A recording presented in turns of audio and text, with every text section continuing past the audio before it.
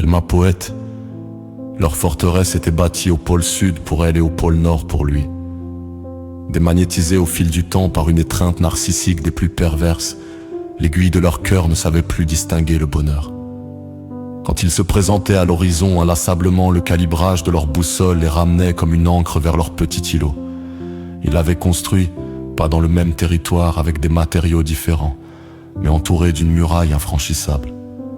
La charge émotionnelle passée avait été si intense que les profondeurs de leur âme ne voulaient plus s'exposer. Aucune crique pour pouvoir s'arrimer, passer votre chemin était gravée sur les rochers. Et pourtant, sur chacune de leurs petites îles protégées par leurs anses sacrées, le matériel de l'amour était toujours présent. Une fine couche de vernis gris qui ne demanderait que patiemment d'être lustrée pour retrouver sa plus belle dorure. Elle parlait la langue du secret, celui des arbres, des fleurs, des animaux et de ces bestioles, comme elle disait. Elle sublimait le vivant par des images provenant de sa main ou de son appareil photo. Toutes devenaient semblables aux immortels. Même la nature morte renaissait sous ses doigts.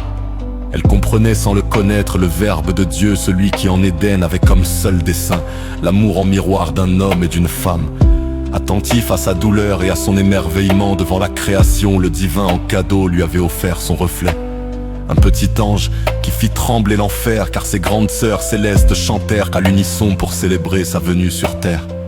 Une jeune pousse vierge, pure où l'empreinte de l'homme n'avait pas encore fait sa besogne et qui se construirait en recevant l'amour de sa maman. Lui, il l'avait vue, ce matin de printemps, assise sur ce banc, regardant son album et griffonnant des titres pour chacune de ses œuvres.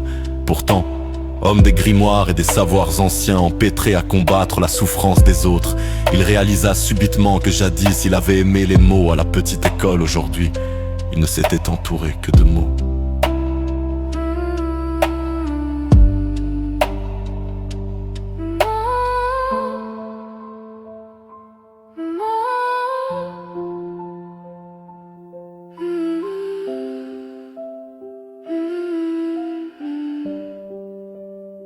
Malgré la santé retrouvée ou améliorée de ses amis, il avait oublié de mettre de l'ordre dans ses notes, dans sa propre vie.